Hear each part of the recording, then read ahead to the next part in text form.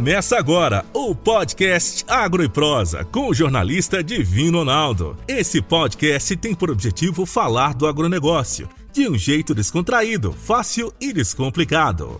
Com vocês, Divino Ronaldo e o Agro e Prosa.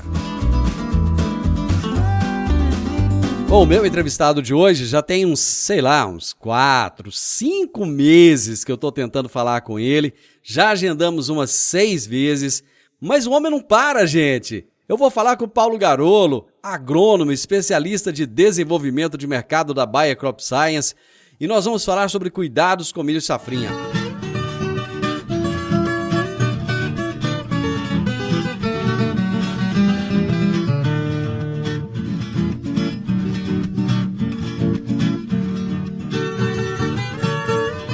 Paulo Garolo, acendi umas 3 ou 4 velas, pedi para os 4 santos diferentes para conseguir falar com você hoje. Cara, deu certo. Que bom, né? É um prazer sempre, né, estar com você no programa, com seus ouvintes todos, né? É muito interessante mesmo, viu? A gente até de vez em quando eu tenho surpresas, viu? Porque tem pessoas que me falam, não, eu te ouço sempre, lá no programa do Divino Ronaldo. E olha, não é agricultor só não, tá? Por isso que eu me surpreendo, porque são pessoas que às vezes não estão trabalhando diretamente na agricultura, mas são pessoas que trabalham em outras coisas que têm ligação com a agricultura e tá ligadaço no seu programa, viu? Cara, eu me surpreendo com isso também. São tantas as pessoas que no dia a dia tocam no assunto comigo e que assim, aí eu pergunto, né, mas tá, o que você faz? Você tem? Não tem nada a ver, cara, aleatório, né? Isso. E eu acho que isso é legal, porque mostra que nós estamos atingindo o nosso objetivo, que é de levar essa mensagem do agronegócio para todas as pessoas, né? E isso eu acho que é bem bacana. Cara, com certeza. Falar de milho. Você tá onde agora? Você tá em que lugar? Nesse momento eu já cheguei em Posse, né? Mas eu estava em Rosário, aqui na Bahia, né? E agora eu vim dormir em Posse, que amanhã eu viajo para Formosa, passo a tarde em Formosa toda, e depois no domingo chego em Goiânia para pegar avião na madrugada para Palmas. Aí vou lá para o Tocantins e lá fico uma semana. Ah, legal, cara. Bom, mas nós estamos no momento certo de falar de cuidados com o milho, porque, logicamente, que muita gente já plantou, né? Outros ainda estão no processo da colheita. Enfim, o momento é agora. Vamos começar. Eu gostaria de entender o seguinte. Ano passado teve um problema danado com a janela de plantio. Muita gente plantou milho atrasado. Esse ano, pelo menos, esse problema parece que o produtor não teve, né? Então, esse ano foi muito, muito, muito menor. Dizer que foi zero também não, porque ocorreram alguns momentos aí que acabou atrapalhando um pouco o fluxo do plantio. Mas eu diria para você que esse ano, pelo menos 80% da área plantada, ou por volta de 80%, está dentro da melhor janela de plantio, né? E praticamente todo mundo terminou de plantar, a maior parte das áreas todas fecharam ainda dentro do mês de fevereiro, né? Isso é muito interessante, porque você acaba realmente, como você disse, entrando na melhor janela realmente de plantio do milho de safrinha. Pois é, você acha que, logicamente que essa pergunta ela é muito, muito difícil, porque nessa área tudo é previsão, né? Se é previsão, então não é fato. Você acha que esse ano a gente vai ter problema de chuvas ou não? Então, a princípio, tudo levava a crer, né, que a gente teria realmente um ano um pouco mais equilibrado e a gente teria uma condição de precipitação pluviométrica melhor, ou pelo menos mais equilibrada. O que eu fico, assim, o que eu gostaria de deixar como mensagem é o seguinte: hoje até tive a oportunidade de ter estado de manhã numa fazenda, e uma fazenda com irrigação. E por incrível que pareça, o pessoal da fazenda me comentando que eles estavam pecando por excesso de água. Olha só.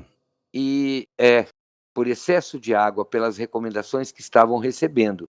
E aí eu até comentei com ele que realmente o milho, ele é uma cultura Ele tem, lógico, ele tem a necessidade mínima de água, que vai variar em torno de 600 milímetros de chuva, de 500 a 600 milímetros, né, de disponibilidade hídrica, dentro do ciclo todo dele e tal, mas que o milho, na verdade, não é nem tanto a quantidade é que vai fazer a grande diferença, e sim uma boa distribuição.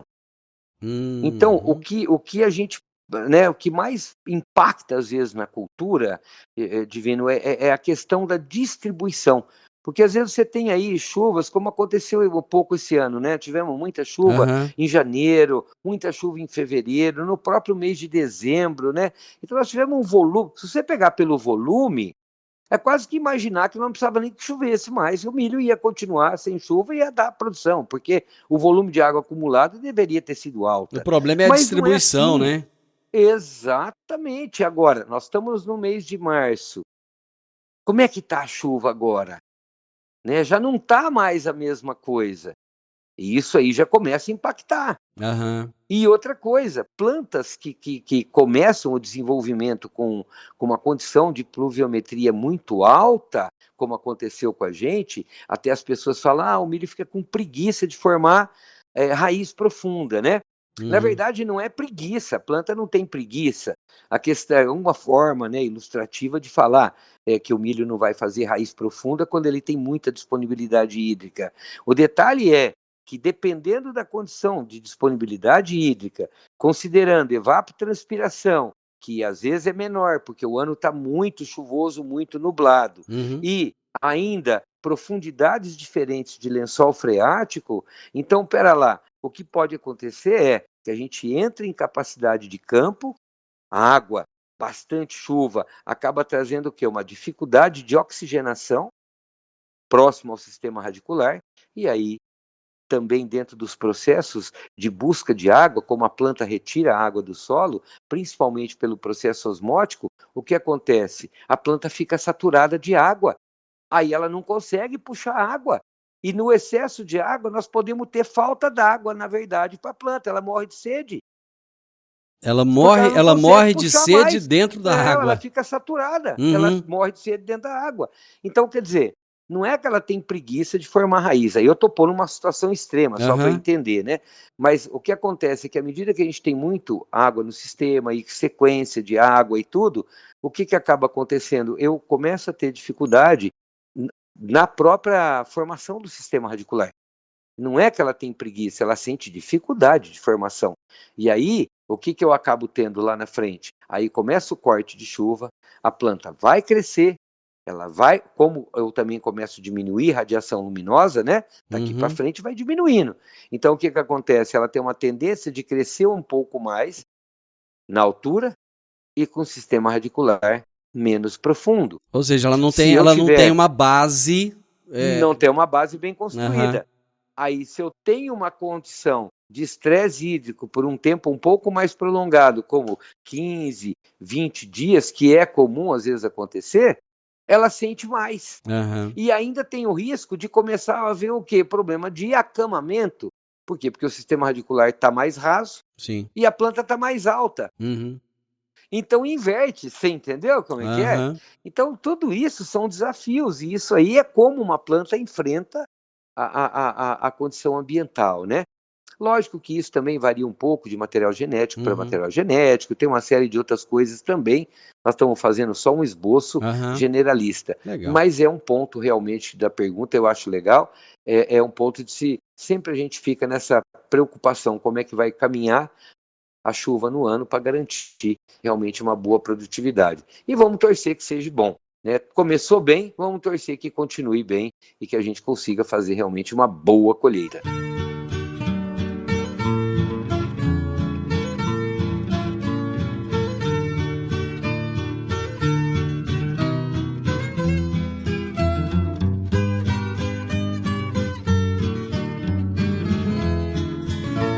Garolo, quais são os principais cuidados que o produtor deve ter nesse momento? Então, Divino Ronaldo, nesse momento, o que a gente precisa estar focado? Primeiro é na questão nutricional, sempre lembrar que as adubações de cobertura, né, que agora é o período que o pessoal costuma fazer adubação de cobertura, já tem milho que já está na época de fungicida, enfim. cuidados são gerais. Então, começa na cobertura, começa na nutrição, garantir, né, uma boa nutrição da planta ainda nesse período de adubação de cobertura. Agora começa também o foco na proteção de plantas em relação a doenças, né? Então, já está num período até adiantado aí, né, na nossa região, na verdade, eu acredito que muita gente já até começou a fazer as aplicações, né? Tem áreas que já estão bem adiantadas, então tem que ter o foco no manejo de doença, levar em consideração cada uma das doenças que mais ocorrem em cada micro-região, e aí sim elaborar um plano estratégico de qual os tipos de fungicidas ou de protetores que eu vou estar trabalhando, né? E de repente, até se tiver opções de biológico para introduzir junto, também é bem legal. E também, Divino Ronaldo, a questão da praga, né? Realmente, pragas é uma constante. Nós temos que lembrar que o Brasil é um país abençoado por produzir grãos o ano inteiro e produzir plantas o ano inteiro, mas também, paralelo a isso, tem o ônus de produzir pragas também o ano inteiro, né? Então, pragas, realmente, a praga é uma das coisas que mais, é um dos fatores bióticos que mais rouba a produtividade de uma lavoura, né? Então, o agricultor tem que sempre manter foco no manejo de pragas para evitar percas, porque são as percas de maior representatividade, são as percas produzidas por ataque de insetos. Então, Spodoptera, que é a lagarta do cartucho, continua sendo necessário monitoramento e, sempre que houver a necessidade, entrar com as aplicações complementares. A biotecnologia é uma ferramenta que nos ajudou muito, facilitou muito a vida do agricultor, mas não dispensa monitoramento e, quando necessário, entrar com aplicações complementares. E isso tem que estar sempre na consciência do agricultor. Outras pragas que também vêm aumentando, como o pulgão, né? O pulgão tem aumentado bastante, temos que manter manejo, controle, porque pulgão também pode roubar grandes quantidades e pode trazer grandes percas ao agricultor. A cigarrinha do milho, nem vou falar, né? Já fizemos programas sobre ela. Sim. E todo mundo está muito ciente que é uma praga muito importante e o monitoramento precisa ser feito. E cigarrinha se controla com estratégia e não exatamente só o produto ou o melhor produto. Existe a melhor estratégia, né? Sobre isso, uma hora, se quiser, fazemos um programa só com esse tema, estratégia de manejo de cigarrinha.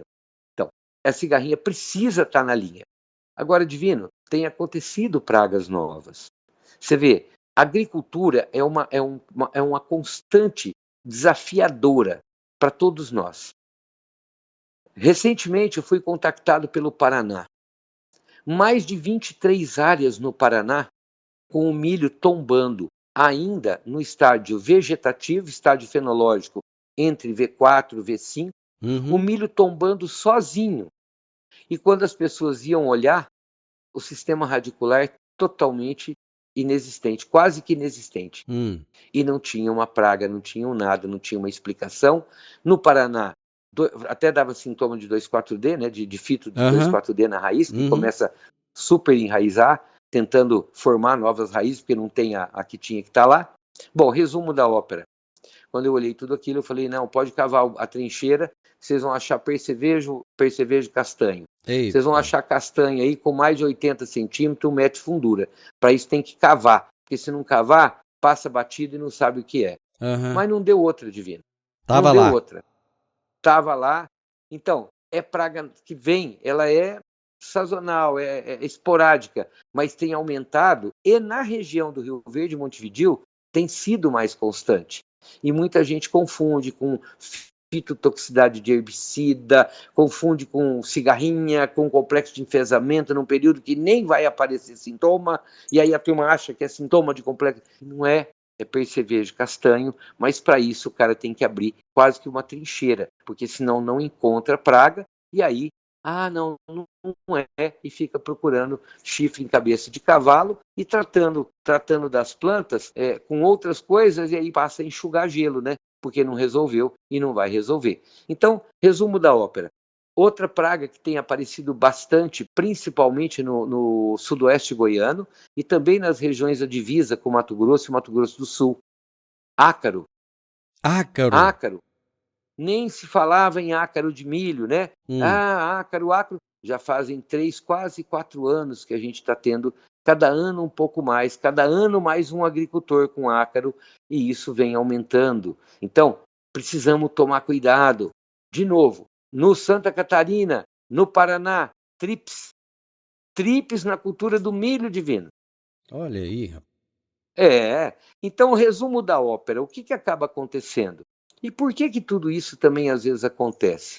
Porque às vezes a gente faz usos indiscriminados de produtos, sequências que não estão corretas, muitas vezes a gente nem olha mais a bula, vai se tornando meio automático aplicações e a gente tenta adivinhar o que fazer e cria as próprias ideias. Não, precisamos voltar um pouquinho atrás, olhar as bulas, seguir a recomendação do número máximo de aplicações por produto, por ciclo de cultura.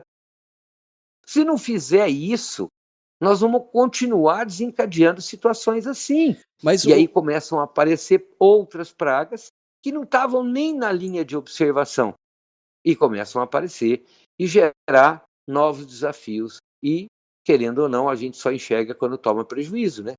Mas o ser humano, ele faz isso até com o próprio corpo. Você começa a tomar um remédio para determinada situação, aí um dia você tem de novo, você tem uma dor de cabeça, você vai naquele mesmo remédio. Às vezes é outra coisa que não tem nada a ver, mas você já sabe que aquele remédio vai funcionar. Exato. Então, se no nosso corpo a gente faz isso, imagina com as plantas. Agro e Prosa, falando do agronegócio de um jeito descontraído, fácil e descomplicado.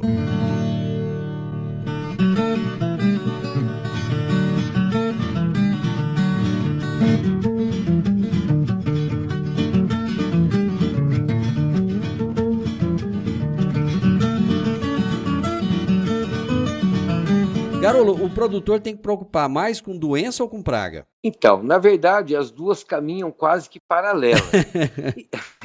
Existem alguns estudos que mostram, né, que pragas, no geral, isso generalizando, pragas acabam, do que tem até hoje como referência, pragas tiram mais produtividade do que a própria doença quando você está comparando o que acontece no Brasil.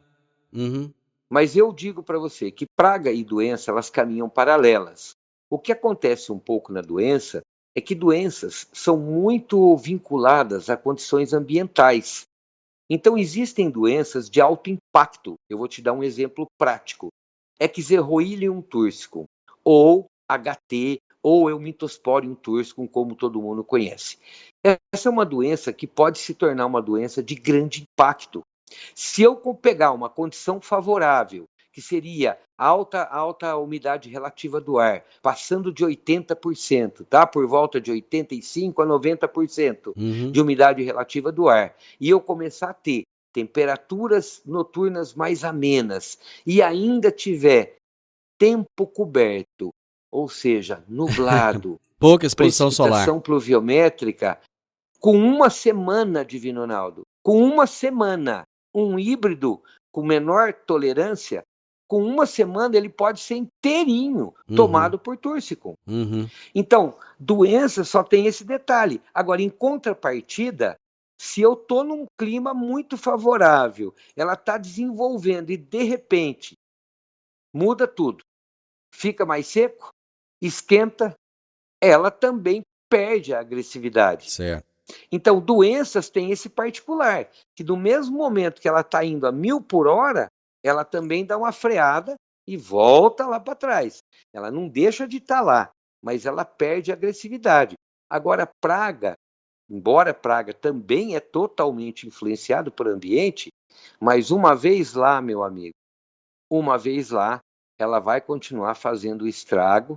O que pode acontecer, algumas aceleram o processo, né, para poder se alimentar mais rápido, para poder fazer os instarestudos se tornar adulto, quando a gente está falando, por exemplo, de lagartas ou de ninfas, e aí eu posso ter uma aceleração no ciclo, mas o malefício vai ocorrer com clima bom ou com clima ruim. De um jeito ou de outro, ela vai impactar. E nada freia ela, entendeu? Então, pragas acabam sendo, no final, até mais preocupantes e acabam tirando mais a produtividade do que a própria doença. Eu gosto sempre aqui de falar das dificuldades que o produtor rural tem, porque principalmente quem não é do agronegócio acha que vida de produtor é uma maravilha, né? Acha que é tudo lindo, tudo maravilhoso. Quer dizer, você colocou duas questões aqui. A questão da doença, colocou a questão da praga. E como é que fica agora essa questão da guerra, dos fertilizantes, que a gente não sabe se vai ter, se não vai, se chega, se não chega, além do custo de produção que está lá nas alturas e cresce a cada ano mais? Esse é realmente um novo desafio que ninguém contava. Uma coisa é certa, né, Divino Ronaldo? Nós não podemos, infelizmente, negligenciar que plantas são seres vivos e, dependendo do nível de produtividade que o agricultor estabelece como expectativa, ele vai precisar manter um bom nível de fertilidade. O que vai agora? Talvez agora uma coisa também provavelmente vai acontecer. A gente vem ouvindo há muito tempo as pessoas falando de perfil de solo, de melhoria de fertilidade de solo, de adesão de matéria orgânica. Então tem uma série de práticas que foram sendo faladas ao longo do tempo. Algumas pessoas seguiram, algumas pessoas não seguiram. Bom, lógico, cada um na sua... Isso não é uma crítica, porque cada um tem inclusive a sua possibilidade de fazer ou deixar de fazer. Não é uma crítica, é um fato, correto? Né? É uma realidade. É um fato. Isso, que não é uma crítica, é um fato. Perfeito. Agora, o que acontece? Numa situação dessa, para eu manter níveis de produtividade como a gente vem atingindo nas nossas regiões, principalmente, eu não posso negligenciar a fertilização, porque não tem milagre. Aonde vai estar o milagre? O milagre vai estar, Divino Ronaldo, naquele que preocupou realmente de verdade com tudo isso e conseguiu construir ao longo do tempo um melhor perfil de solo. Conseguiu construir ao longo do tempo uma maior concentração de matéria orgânica do solo, um uso mais racional do próprio solo. Bom, esse vai conseguir, talvez, inclusive, economizar fertilizante, ou seja, bom, estourou o preço, eu posso até diminuir, porque eu tenho estrutura para me suportar 1, 2 anos até que se normalize. Ele fez uma poupança, né, digamos assim. Exatamente, e agora a gente vai perceber isso. Então, essa questão do fertilizante realmente não era não era esperado, isso é um problema sério, vamos ter que pensar direitinho como agir, até onde investir, até onde realmente as plantas vão responder, para a gente fazer um uso muito racional, né? E não transformar num problema maior ainda. Mas eu diria que agora, realmente, quem fez a poupança vai ter possibilidades de fazer esse jogo com mais tranquilidade. Quem não fez a poupança vai ter mais dor de cabeça para poder equalizar tudo isso. Mas que é um grande desafio, E sem querer fugir de assunto, Divino, eu só queria completar uma coisa do bloco quando a gente passou para a propaganda, que é o seguinte, para os nossos patrocinadores, né? Falei um termo até ruim, para os nossos patrocinadores. Mas é o seguinte, uma outra coisa que me preocupa muito, e é um alerta que eu queria deixar nesse programa, cuidado com misturas de produto. Nós temos que tomar muito cuidado com isso. Estão virando, o Divino Ronaldo, verdadeiros caldeirões de bruxa, misturas de produto. Então, sabe, é um conselho que eu quero deixar. E não só nas aplicações, como também em tratamento de semente. Meu amigo, tem hora que eu recebo umas coisas com 5, 6 produtos, tudo dentro de uma cauda só. Produtos que têm dose recomendada e o pessoal aumenta a dose. Do nada. Sabe, precisamos parar, pôr a mão na consciência e falar, não, pera lá, qual que é o tamanho da minha responsabilidade? Porque depois, sabe o que acontece, Divino Ronaldo, quando dá sujeira, para não falar outra palavra no programa? aí procura-se a empresa de semente. Quem é culpado disso? Empresa de semente. Não nasceu, empresa de semente. Passei o produto, não controlou a praga, empresa de semente acaba sendo culpada também, porque daí não sabe explicar o que aconteceu naquela planta. Ah, não, provavelmente isso é problema de genética. Aí faz misturas, um monte de produto, e induz até a não formação de espiga. Qual é o problema? Ah, é a genética. Sabe, olha, nós precisamos parar, pôr a mão na consciência e falar, pera um pouquinho, o que realmente eu posso misturar? Até quanto eu posso misturar? Nós nunca podemos esquecer, Divino Ronaldo, que produtos químicos, eles não são compostos só por ingredientes ativos. Eu muitas vezes pergunto em apresentações o que compõe uma formulação. E é comum eu ouvir as pessoas dizerem, o que compõe o produto químico é o ingrediente ativo mais inerte. Não, está errado, não tem inerte em produto químico. Tem surfactante. Surfactante é o que carrega, ele tem um compromisso com a própria formulação. E o surfactante ele tem um compromisso com o ingrediente ativo. E quando eu misturo produtos diferentes, eu misturo surfactantes diferentes e que muitas vezes a gente não conhece. Aí, inclusive, talvez é o segredo de companhias. Porque moléculas químicas, elas depois de um tempo, elas viram domínio público. Agora, surfactantes, não. E a gente mistura. E o que vira disso tudo? Não sei. Testa no agricultor. Vira chupa-cabra. Agricultor, fica esperto com isso. Questionem mais a respeito dessas misturas. Eu sei que o próprio agricultor precisa para cumprir a logística dele. E eu não estou aqui dizendo que não pode misturar nada, não é isso.